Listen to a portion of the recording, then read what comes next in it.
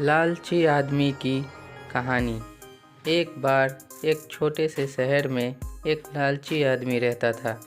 वह बहुत ही धनी था, लेकिन इसके बावजूद भी उसकी लालच का कोई अंत नहीं था। उसे सोना और कीमती वस्तुएं काफ़ी प्रिय थी, लेकिन एक बात ज़रूर थी कि वह अपनी बेटी को किसी भी चीज़ से ज़्यादा प्यार करता था।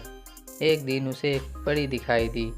जब वो उसके पास आया तो उसने देखा कि पेड़ की कुछ शाखाओं में परी के बाल फंस गए थे। उसने उसकी मदद की और परी उन शाखाओं से आज़ाद हो गई। लेकिन जैसे जैसे उसका लालच हावी हुआ, उसने महसूस किया कि उसकी इस मदद के बदले में एक इच्छा मांगकर वो आसानी से अमीर बन सकता है। यह सुनकर परी ने उसे एक इच्छा की पूर्ति करने का मौका भी दिया। ऐसे में उस लालची आदमी ने कहा कि जो कुछ मैं छूऊं वह सब सोना हो जाए। बदले में मैं ये इच्छा को भी उस परी ने पूरी कर दी थी।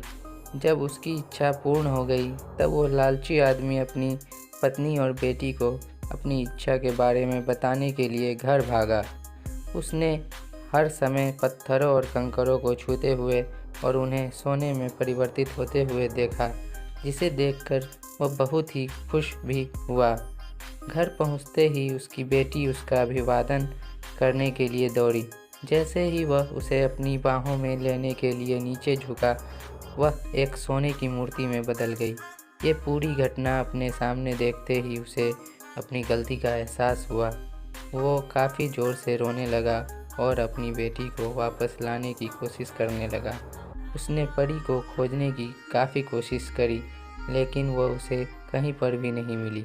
उसे अपनी मूर्खता का एहसास हुआ, लेकिन अब तक काफ़ी देर हो गई थी। इस कहानी से हमें ये सीख मिलती है कि लालच हमेशा पतन की ओर ले जाता है। ज़रूरत से ज़्यादा लालच करना हमें हमेशा दुख प्रदान करता है। उम्मीद करता हूँ कि ये कहानी आपको पसंद आई होगी।